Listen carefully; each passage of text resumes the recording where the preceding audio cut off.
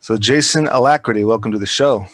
Thanks for having me, Glenn. And I appreciate your patience. I know, the last couple of weeks I've had some crazy scheduling conflicts and a lot of back and forth, but you and a number of my guests have been awesome and patient. And so Freelance, so Jason Alacrity, freelance creative director, media content maker, filmmaker. Oh, sorry. Yeah, it's sorry to cut you off.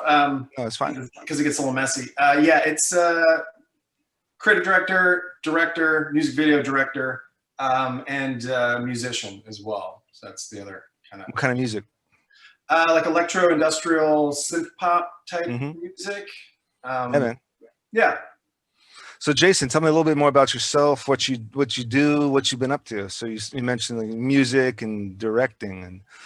Well, like what I've been up to, or what I've been up to recently, or how far back do you want to go? Sure, recently. We can start recently. Because recently it's been a little different. All right, maybe I'll choose the timeline here just to kind of rewind and set up, and then kind of see where we're at now. Sure. Yeah. So primarily, I'm a video film director, mostly doing music videos. And the past couple of years, I'm doing a lot of commercials and a lot of web content stuff for social and for mostly entertainment marketing. And then also was doing a lot of creative directing. So doing creative directing for entertainment marketing shoots, mostly marketing, movies, essentially. A lot of things for Lionsgate and 20th Century Fox, back when it was 20th Century Fox. And then that was mostly for, so the film directing and the music video directing was very much my own side hustle, my own kind of business, my own side hustle. But I was a full-time creative director for a couple agencies in Los Angeles for a couple of years in, again, as I mentioned, entertainment marketing. And then recently, like right before the pandemic, decided to get out of it just because I kind of had an ass full of marketing, to put it not so politely, I guess. Got out and went back to being freelance as an artist, more as an artist, motion graphics artist, because I have that background.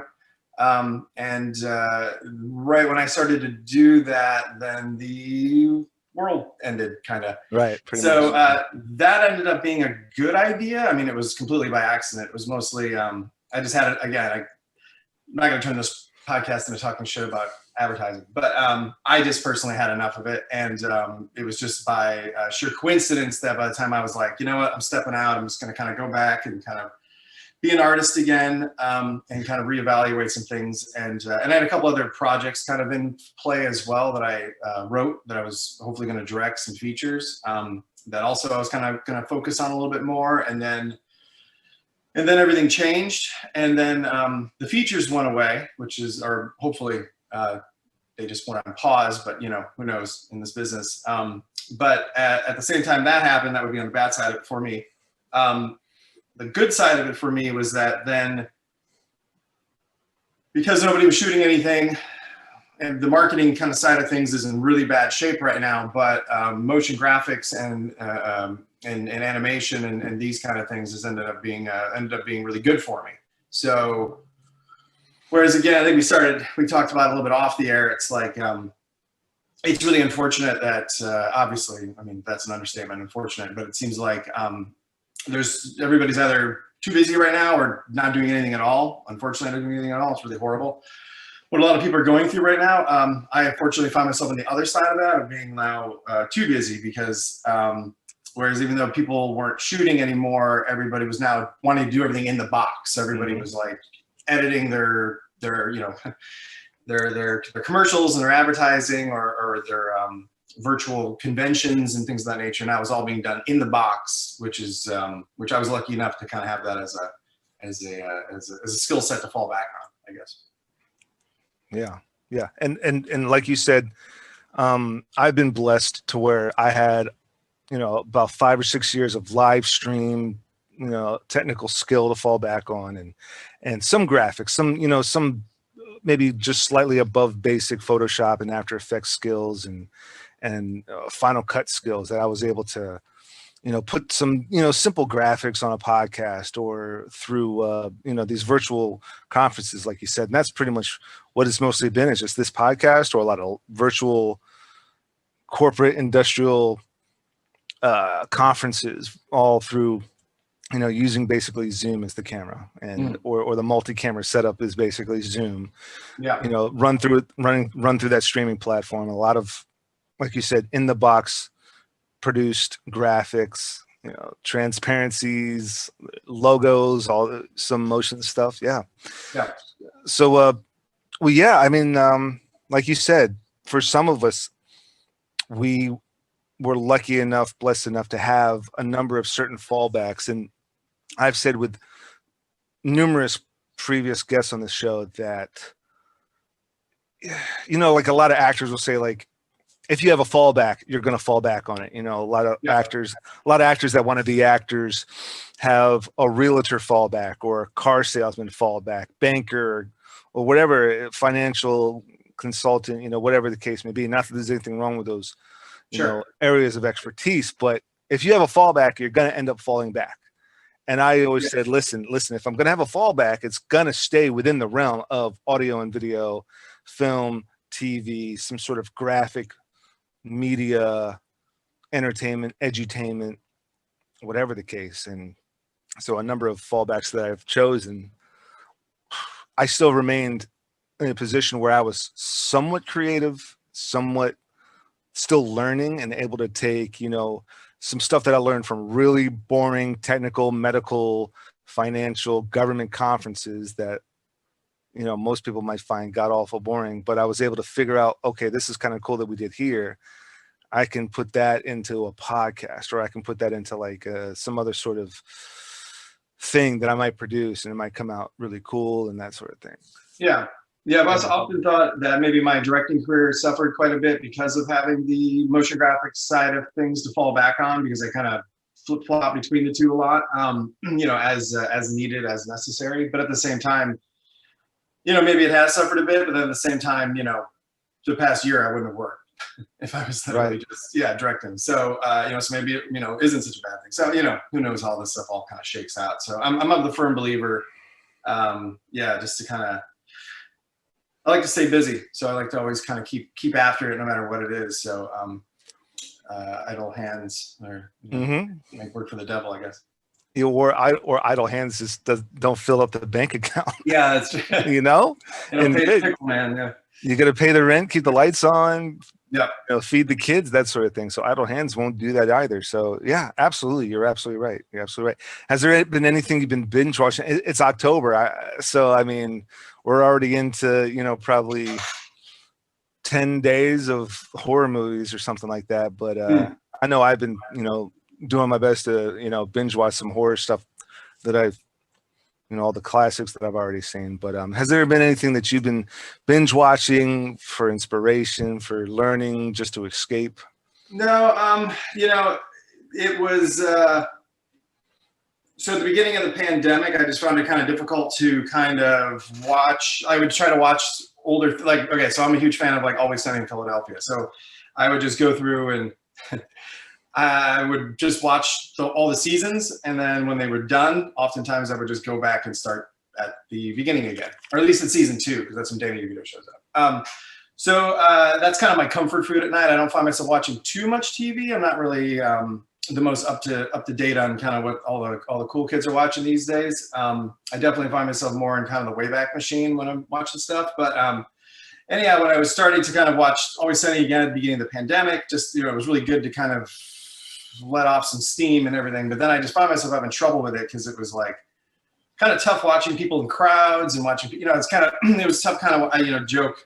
I say I joke. I didn't make this goddamn joke up. I think everybody makes it now. But the before times. But that started to kind of weigh on me a bit, where it was especially at the beginning, when it just, God knows when this thing was going to come to an end, and still don't know. But I don't know. I just found I found it very difficult to kind of watch anything contemporary. While outside the house, there was all this crazy stuff going on. The world wasn't as it was. For instance, I tried to watch a Jerry Seinfeld stand up, and I like Seinfeld stand up a lot. But his whole thing is he bitches about being in restaurants and then being him being annoyed in restaurants. And it's like, I would love to be in a restaurant again. Like, God knows when I'll be able to go back indoors into a restaurant. I'm in California, obviously, so we were one of the first to shut it down. We'll be probably the last to open it up again.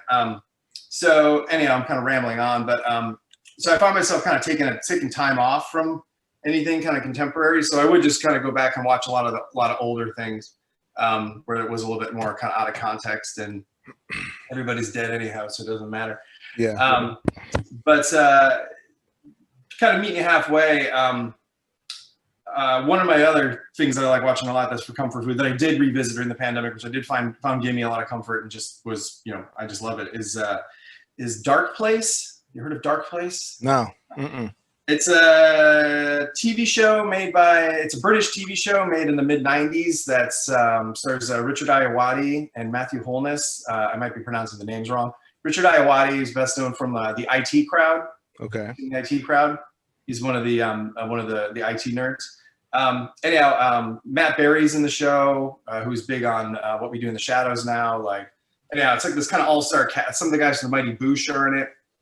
It's just really obscure. It wasn't like a big hit or anything like the IT Crowd, but it was a little 6 or 7, I believe, 6 episode British TV show that came out, and it's kind of hard to explain it. It's kind of like, it's supposed to be like an 80s supernatural hospital drama that was shot really terribly, and it's been recently unearthed, and it has like interviews of the people that made it, but everybody's in character. It's a really it's a murderer's row of some of the best people in British comedy. And again, it was just this little offbeat thing that came out for a little bit, and I'm not doing a good job of selling it or pitching it, but I encourage anybody to check it out if you have any interest in British comedy, or even just anything that's kind of off the wall and kind of offbeat.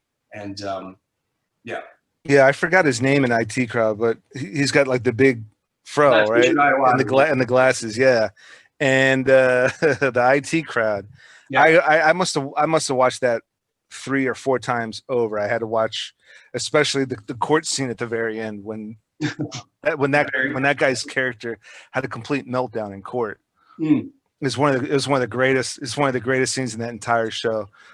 Matt Berry is an absolute genius, because not only is he great in not only is he great in Dark Place, he's great in the IT Crowd, and he's also great in What We Do in the Shadows. He's also great on Toast of London, which is his other show, and he's also a really good musician as well. So he does kind of more like kind of an English folk type music. I don't know if folk's really the right word, but it's kind of folky and kind of retro sounding, for lack of a better. Well, you got me sold on a haunted hospital.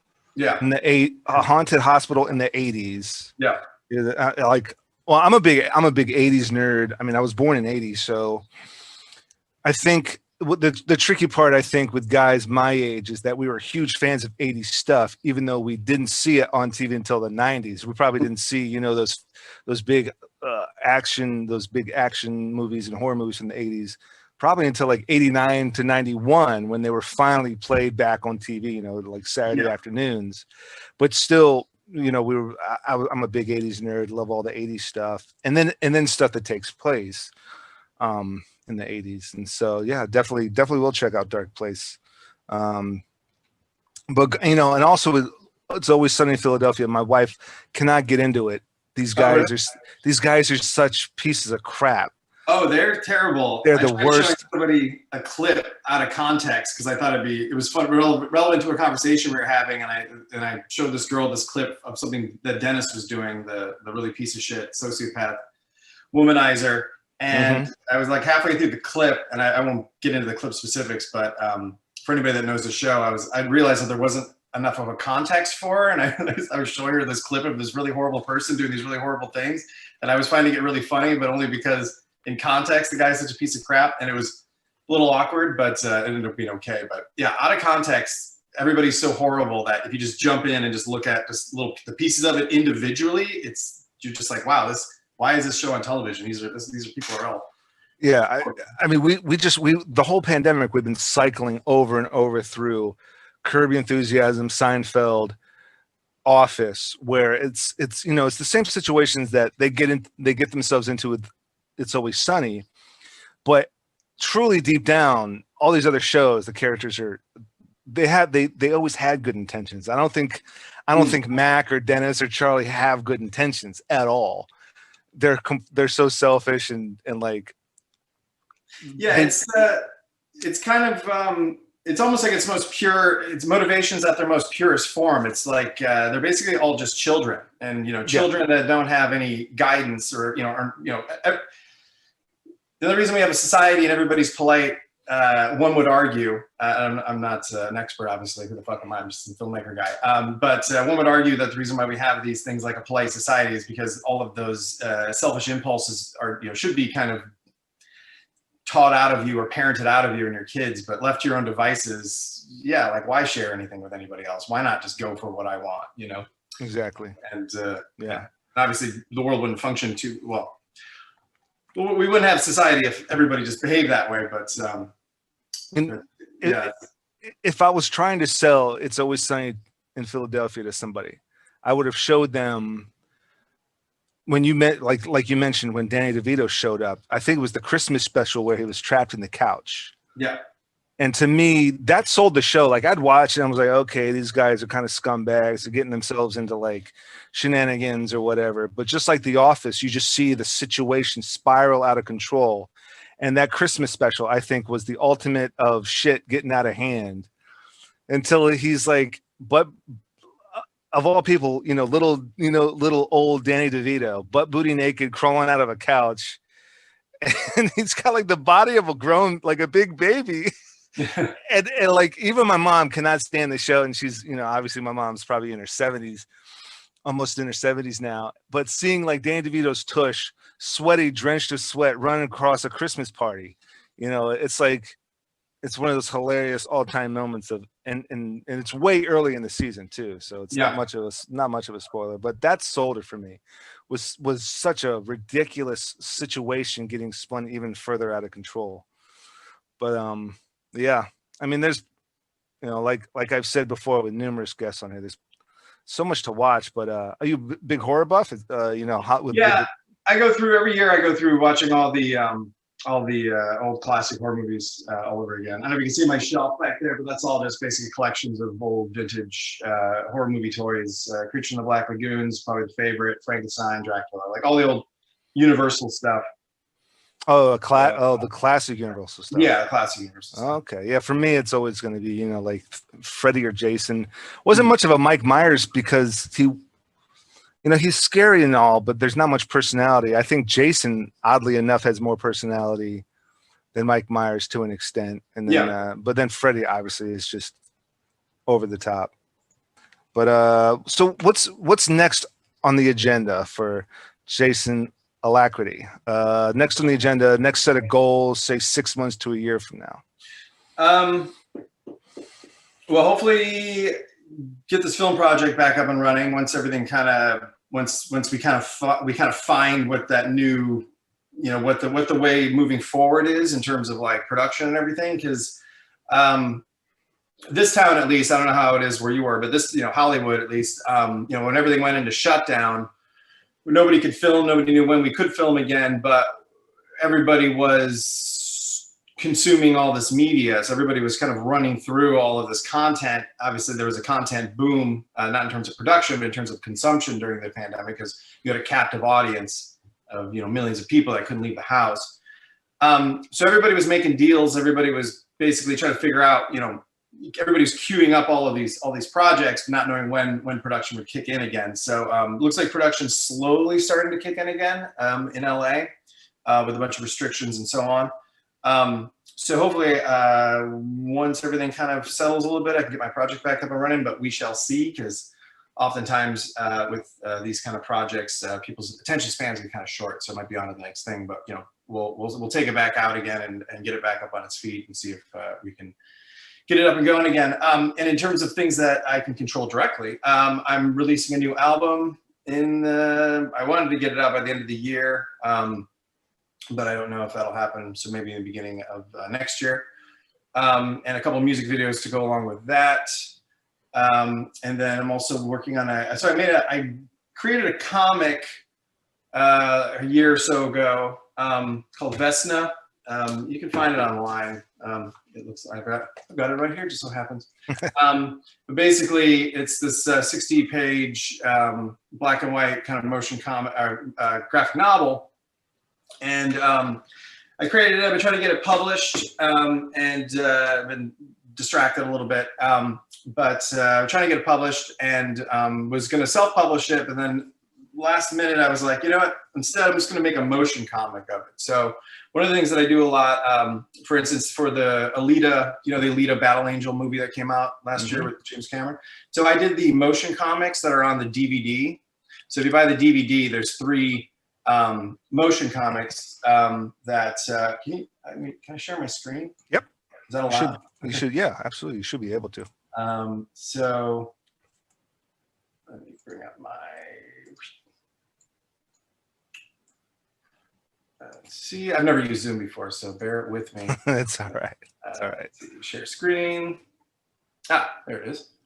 All right, so stand by. I gotta fix something here. Make sure we got the right one. All right. Can you see? I can't see what you're saying. Can you see like models and stuff? And I can. Yep. Cool. So for the Alita Battle Angel DVD, I creative directed and directed these 3 motion comics, which are all about the backstory of Alita. All the stuff that happened kind of before the movie picks up. And I'll just kind of skim through these here a little bit, so you don't have to watch them all in real time. But so basically, I was able to work with some of the really talented artists that actually did a lot of the concept art and design for the actual movie. So these are all like James Cameron's dudes, basically. So I was able to work with them, and we were able to kind of craft out the story and get a lot of the talent from the movie involved in terms of the voice acting and whatever. And then, and then actually James Cameron himself approved these things, which was kind of a big moment for myself. Oh yeah. Yeah. So that's a thing. I think I'm proud of, I should say. Hell yeah. At any rate, so I did these 3. There's one of them. Each 3 had a different vibe to it. There's another one. This one's cool. This one's way more. This one's about the kind of the. Welcome to Iron City's Sport of Kings. So. This one's all about the kind of rules of motorball, and so I was able to work with like the matte painters for the actual movie, and able to get like a lot of like plates and separate layers and such, and then bring it into After Effects and set up a 4D, and had a team of artists kind of just basically. So I directed this team of artists, and we went in and just basically brought life to all these still images and tried to incorporate 3D whenever possible. And Motorball. So that was the game they played in Battle Angel, right? Yeah. Football game. Yeah, like so that world's version of rollerball. Yeah. So where I'm going with all this is so I worked on this for like a year, and by the time I got done with it, I was like, you know what? I've got my own damn comic book. Why don't I do a motion comic version of that? So that's what I'm doing now. And so basically, I can bring this up. Can you see? Let's let it be good. Can you see that? It says Vesna work in progress motion comic sizzle. Nothing came up. It looks like your share just closed out. There we go. I can do it again here now. Sorry. That. All right. Yep. Okay. So this is just very nice.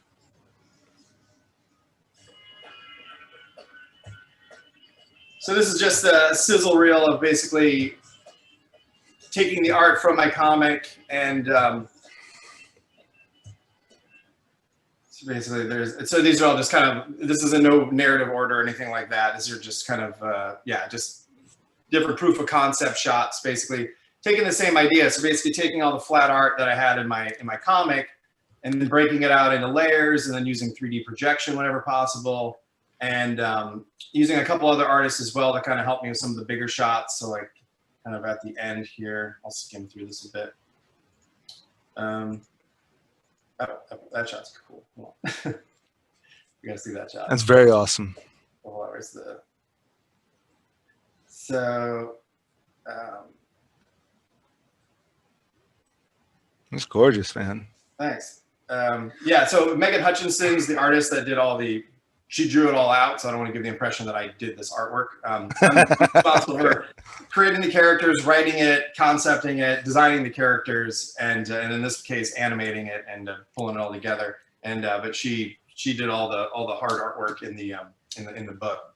Yeah, so for something like that, I had like an artist, Timur, that helps me out from time to time. Like he did that simulation of the buildings crumbling and such. And yeah, so I'll bring people in for different kind of heavy lifting shots if I need the help. But for the most part, I'm kind of just picking away at that one kind of on my own. And then yeah, and then doing a couple of music videos for my new album at the same time. So that's kind of what I've been doing in my spare time while being shut indoors.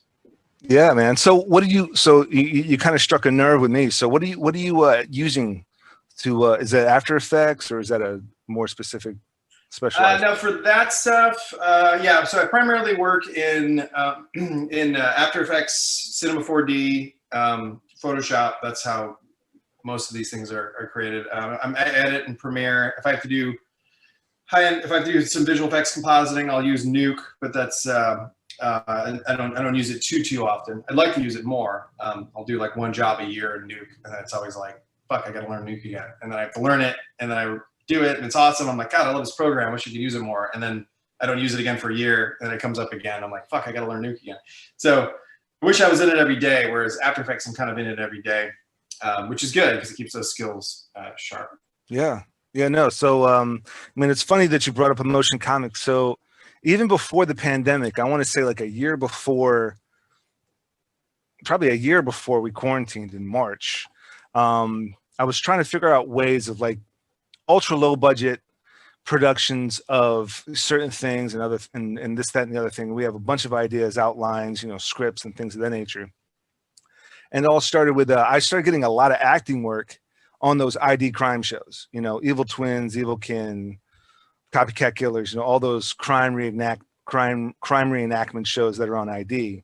Half of it is a talking head. The other half is like a blurry, obscure, out of focus, very obscure reenactment. And I saw, like, even though I was in them, half the time you can tell I'm in them. The other half, it's so blurry, or they do such obscure stuff. I figured I could do that with the DC universe and the Marvel universe, do origin films, and not only do origin films, kind of focus on these really obscure villains, but shoot it this way, shoot it like a crime reenactment show. Since I've been on them, I know how super low budget, how very kind of simplistic that their productions are. And I've been on sets where they're shooting more than one episode just in one day. They'll have me dress up like a cop, and then they'll have me switch into a detective's uniform, and they shot 2 different scenes for two different episodes, and they're knocking out reenactments for more than one episode in one day. And it's baffling what they were able to pull off at an ultra low budget. But these are shows that billions of people watch, all over the US. And so I kind of took that production style, but then the other scripts that I have that are not really superhero or sci-fi or anything, they're more like down to earth suspense police things that are outside of DC and Marvel, shoot it in a motion comic fashion.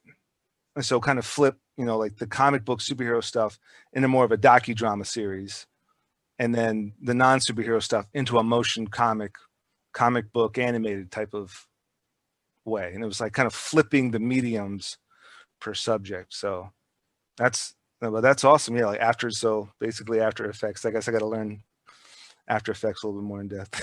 Yeah, the basic idea for the motion comic as well was, or just to rewind it back to the comic, was I made a short film called Astrid, and then from there I wrote a feature, and I was trying to shop the feature around. I wasn't getting a lot of I did some festivals with the short and everything, but it wasn't lighting the world on fire, and so I wasn't getting a lot of traction with the feature. So then I was just like, well, fuck it, I'll just take matters into my own hand. And I happen to know a friend of mine that was a very talented comic book artist, Megan Hutchinson, and so I hired her basically. So I basically said, fuck it, I'll just do a comic version of it, use that to shop the feature script around. and because obviously comic books are pretty hot property. And he kind of went that route. So, and then now I'm kind of I shouldn't say walking it back, but now changing direction with it a little bit more. Because then it kind of bit me in the ass where it's like, okay, cool. So I've got this really great looking comic, but now nobody reads. I shouldn't say now nobody reads. People haven't been reading. But so then that was the next hurdle. It's like, okay, people get it, and then they crack it open, flip it through it, but they wouldn't really read it. So it's like, okay, well now I need something that people just look at. So now I'm kind of back to. So it started short comic motion. Now we're back to motion comics. So we're kind of right full circle back to a motion execution. Yeah, man, that's fantastic. Well, it looks great. It looks great. Absolutely. So what's your view of what's your idea or view of the new normal, say with film, TV, audio? Going back, well, before we hit that, going back to, you were saying about LA, how are you guys looking now? Have you been back on set, or have you been back into a production other than at the home studio? I have not. I mean, I worked a lot on. So basically, the last big thing I worked on, back to comic books, was this thing called DC Fandom. Did you hear about that? Yeah. So basically, I worked a lot on DC Fandom, where the company that I was working for, I don't remember if it was. I think it was their idea. It was a really good idea. I think it was a big hit, because back to the whole like Zoom kind of conference thing, like all virtual. Yeah. Looking at that. So basically what we did was created basically a virtual environment in a Unity game engine. And then the company that I do a lot of work for, called Core Creative Labs, they came up with this brilliant idea to basically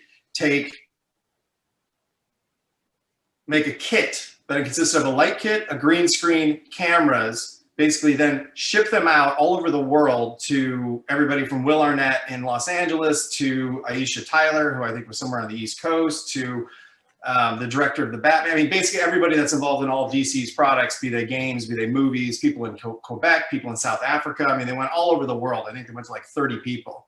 And then basically through Zoom, they basically had everybody set up, they had all detailed instructions of how to print out, or how to set up the lights, how to set up the green screen.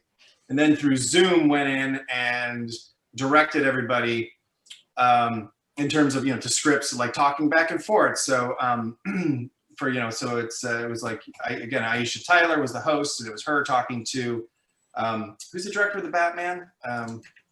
Zack Snyder? No, the Batman, the new one. Oh, Matt Reeves. Matt Reeves, thank you. So yeah, so it'd be Matt Reeves talking to Aisha Tyler, but Matt Reeves is in Europe, and Aisha Tyler was maybe she was in Los Angeles. At any rate, so that was all directed through Zoom, and then all the green screen footage then came back in. I just worked as an artist on that, so then I took the green screen footage and then keyed it, and then basically then spat it out into the Unity, and then the artists in the Unity were then able to go in and just in the game engine move the camera around as the clients and the directors saw fit, and just make this really immersive, really interesting virtual convention, unlike anything that anybody else had ever done before. So that was really cool. I thought that was a really neat idea, and it turned out to be a big hit. Again, everybody really liked it, because like Comic-Con was a big disappointment. Again, everybody hates just this Zoom panel where there's like 5 squares, and everybody looks like Hollywood squares. Everybody's kind of talking over each other. Like, it's just not. It's fine if that's all you can do, but the level of ambition that went into it, I think people really responded to. So that was my experience with production mid-pandemic. Although I wasn't on set for that, I wasn't directing that. I was merely in the artist chair for that. And then now I'm still in the artist chair. I'm not back on set yet, but people in my circle that are slowly getting back on set. So I can only kind of speak kind of anecdotally to their experiences, but. Friend of mine that's an artist that I work with now and again, he's starting up on his independent horror movie that he's shooting for like $20,000, like him and a couple of friends. So they just started production last weekend, and they're doing it all COVID compliant. They've got masks, they're doing temperature checks, they're keeping the crew down to like 7 people. I have another friend that did something similar, did just another short shoot. I did shoot a music video in August, so I guess that is true. I guess I was on set, but that was like me and like 3 people. That was just like a getaway up to the mountains, and then it was like, hey, let's shoot something while we're here. So I would It's more just a bunch of friends, kind of like olden days, just taking a camera out and just shooting some stuff. Yep.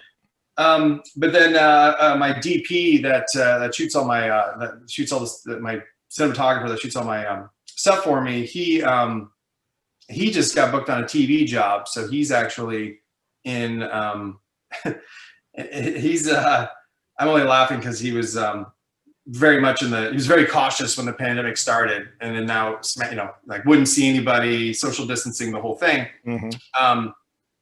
And now he's basically going to shoot a TV show for the next 4 months where he flies around to like 6 to 8 different cities. It's like kind of like it's like, yeah, right out of the frying pan into the fire kind of things. But yeah, he'll be fine. But but to that point, it's just like he's just, you know, I talked to him the other night before he came to LA, and then he was flying to Louisiana to start shooting, and I was like, you know, because again, I mean, I believed in the pandemic. I mean, I'm not, you know, I believed in it and everything like that. But I was also of the mindset, you know, I wasn't terrified of it. Like it's not going to kill us all. If you're older, and obviously you're higher risk, you know, but, you know, obviously let's be smart. Let's social distance, wash your hands, wear a mask. I'm all down with all that stuff.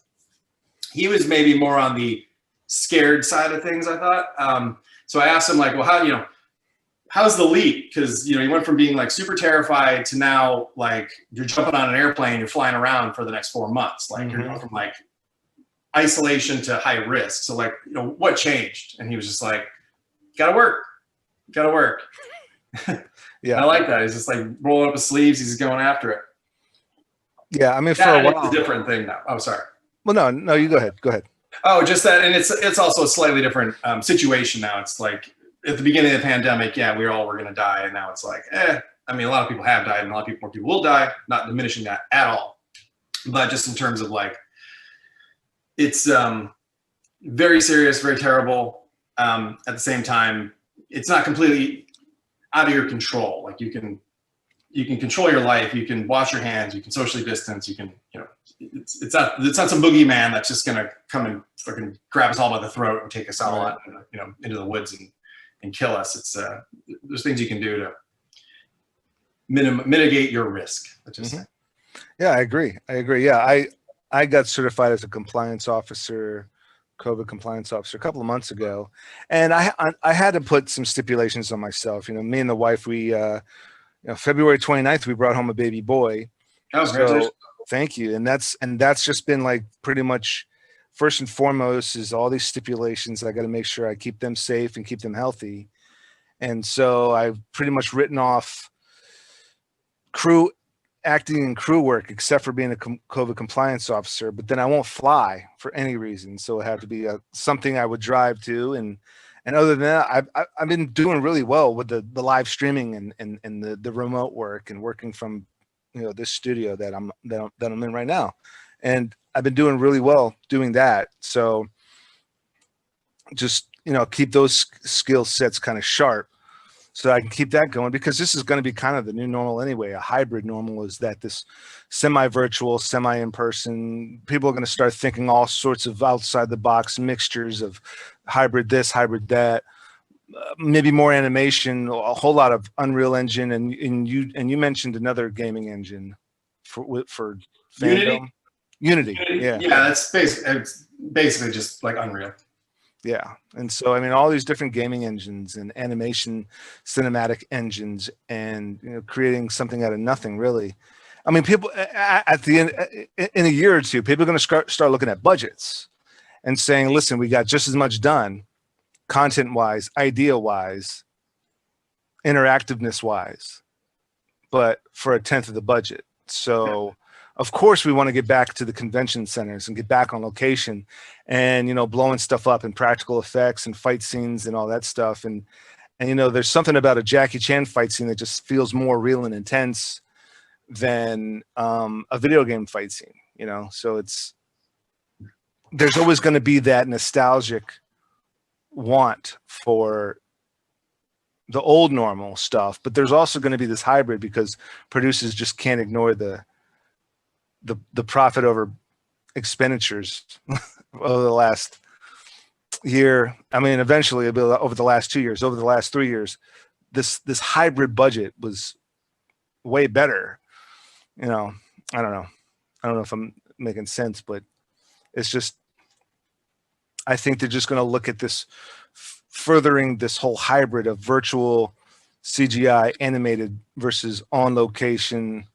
I mean, I mean, the MCU's kind of pretty much been doing that for a decade now. It's 85% in a green warehouse anyway. And then the Mandalorian kind of stepped it up with the LED walled warehouse with the Unreal Engine just tied into the entire building essentially. And so even before the quarantine, like we said, was just nothing but started to be a lot of hybrid productions.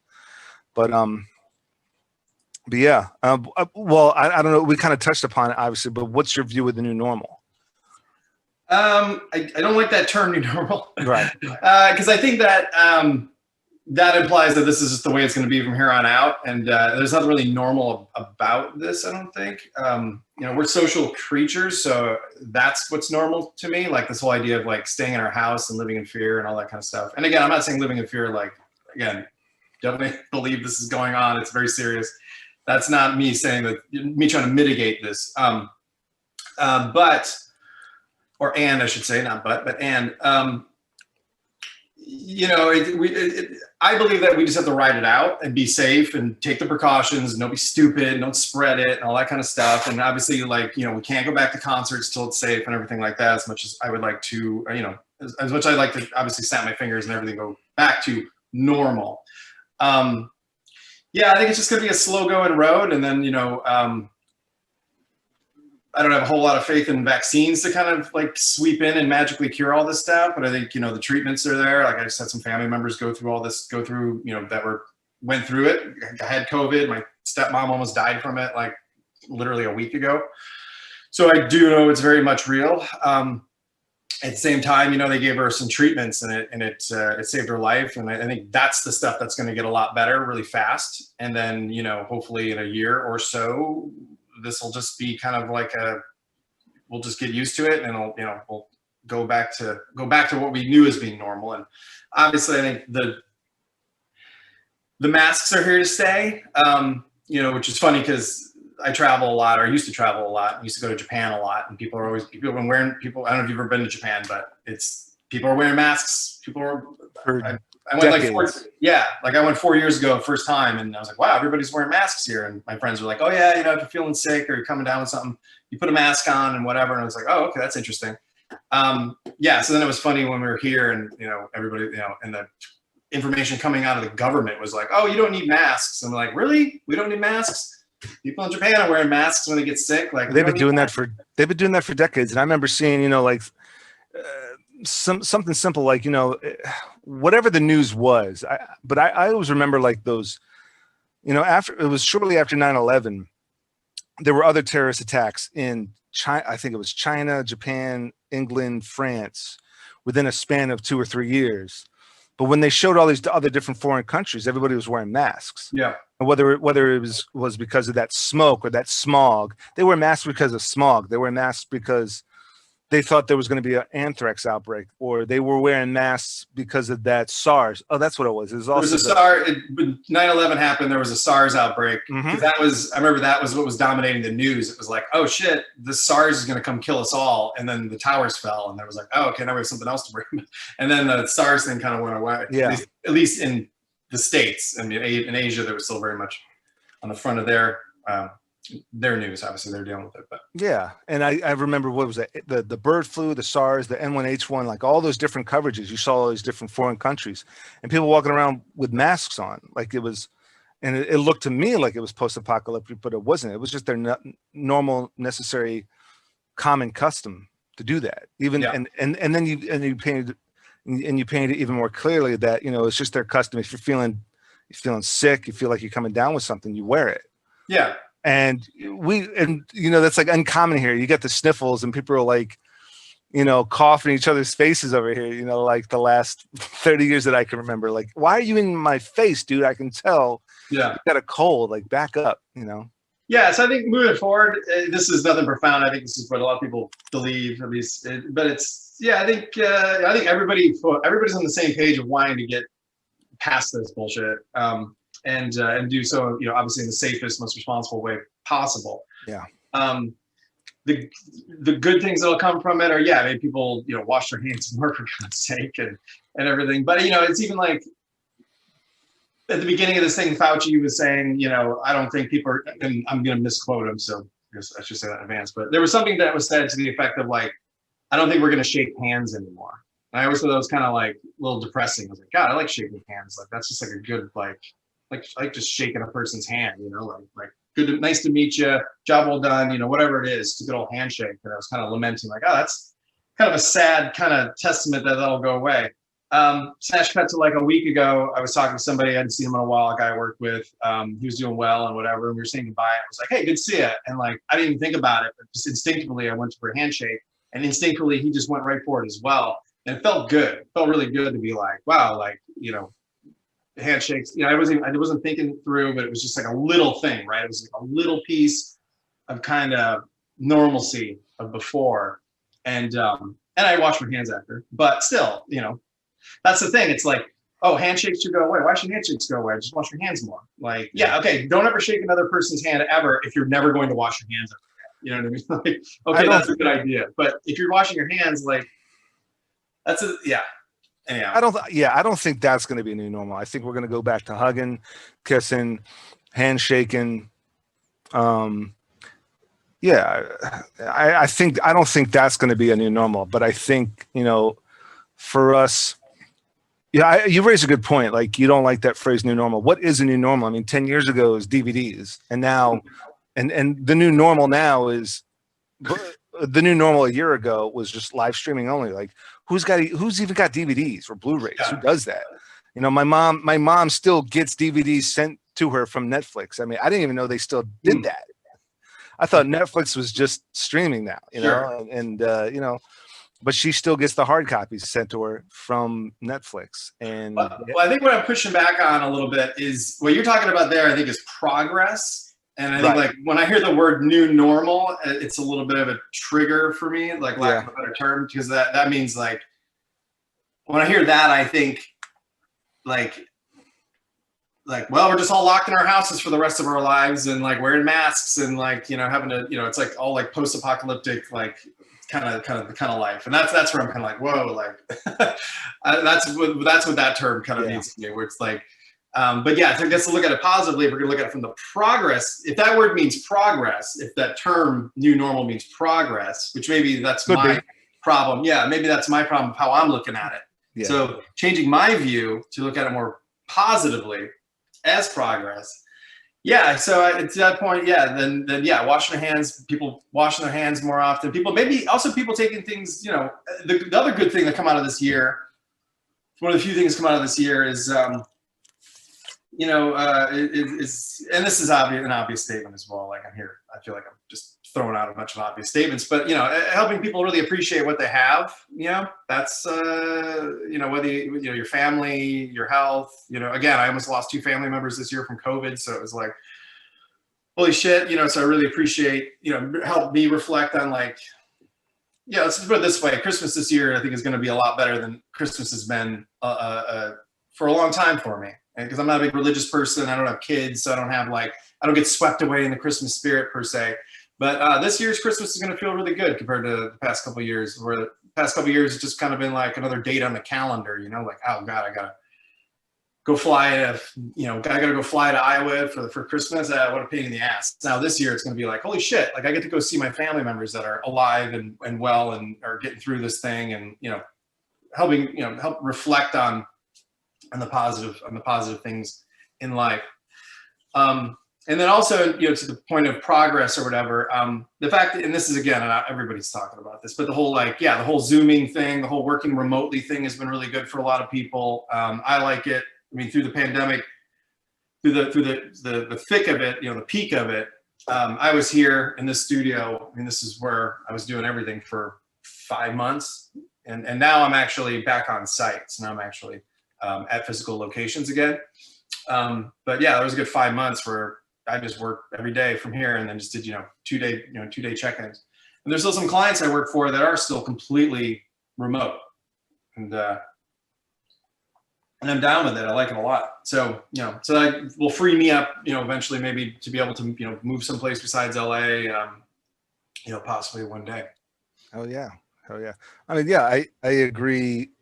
It does make us appreciate those social moments and those physical interactions, those times where we get out and, like you said, Thanksgiving and Christmas is going to be a blast where you're actually there, with the family in person in front of a feast.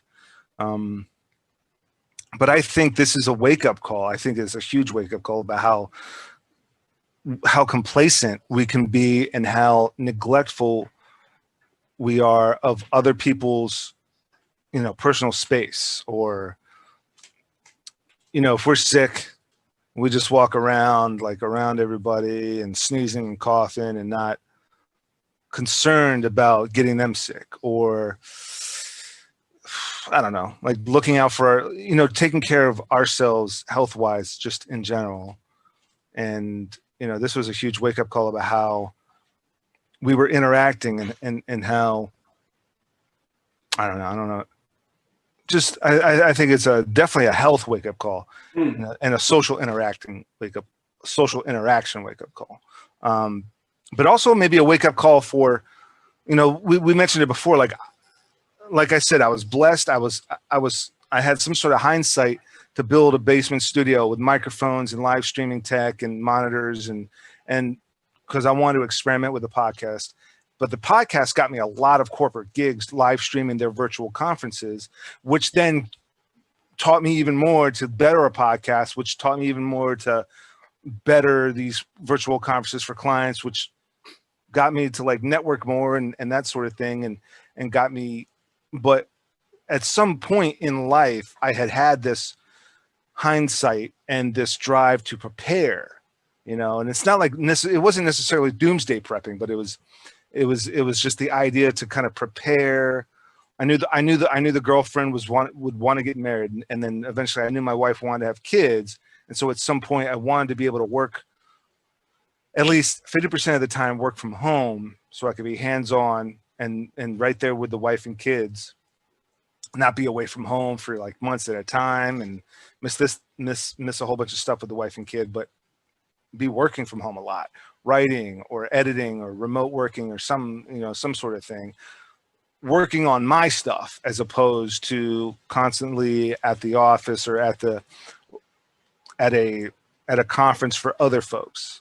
And so this gave me that opportunity to not only take advantage of what I had prepared, but then kind of build on that. And I took advantage of the downtime to write, to edit, to build more skill sets, so that when the floodgates do open, then I can take advantage of that and start saying hey, here's all these projects, let's make them. Hey, buy my stuff, pick up my stuff, whatever the case may be. So it's, I don't know.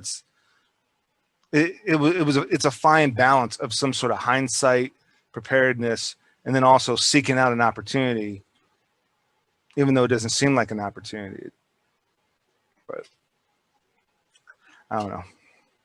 But any last bit of advice, any last points you'd want to make to our viewers? Advice in what way? Like in what context? I guess for right now, in the creative media's kind of arena. I mean, nothing that everybody already doesn't know. I mean, I think everybody's pretty resourceful. I think my only advice would be, if you're not on set, then learn post-production skills. But I mean, everybody's already kind of doing that. Everybody's got to survive. Everybody's doing their best to kind of survive. So I don't really have anything. Okay. I just know what served me. It's all that served me is my curiosity and just staying flexible and not being afraid to kind of learn new skills, as often as possible. And, when the nuke job comes through, rolling up my sleeves and learning nuke again, even though I'm just going to forget it in a year again, because I won't be using it every day. But yeah, that would be all I have to say to Absolutely. Well, Jason, I can't thank you enough for coming on. I learned a lot, Any last plugs, socials, links you want to put out there? My Instagram's probably the best place to kind of follow what I'm up to. And through there, you can find my music and all that kind of stuff. So that's Jason Alacrity on Instagram. And then, yeah, if you're on Spotify, you want to check out the music, it's Jason Alacrity on Spotify as well. And if you want to see music videos and stuff, just search Jason Alacrity and all that stuff will come up. Yeah, that's pretty much all I gotta say. Well, you heard it here. All the links to Jason's stuff is in the description below. And I've been plugging something myself. Landon's Mafia. Landon August Koya is a young guy, my wife's best friend's nephew, young kid. I think he's about 4 or 5 now. He's in his third, I believe it's his third remission with sarcoma NOS. So you can buy one of these shirts. The link's in the description as well. The proceeds will go to his pediatric cancer center and to his treatment and to other kids' treatment as well who are suffering from sarcoma. But Jason Alacrity, I can't thank you enough for coming on and sharing your life with us, especially the last couple of years. I'm definitely looking forward to checking out that motion comic more. It looks fantastic, and it was great work on Battle Angel, and I'm really into like the motion comic stuff. So that's kind of like an art form I'm definitely trying to study up on and get inspired by and pretty much steal ideas from, to be honest with you. It's a good way. It's a good way to make animation on a budget as well, because obviously you don't have to animate every frame. You can just imply motion, so it's a little easier than doing like a full motion cartoon. That's exactly the idea, on a budget, balling on a budget. Yep. But Jason, again, I can't thank you enough for coming on. Links to Jason's stuff's in the description below. To my viewers, I hope I earned the privilege of your time and viewership. I know my guest has. And until next time, you know what to do. Thanks, man.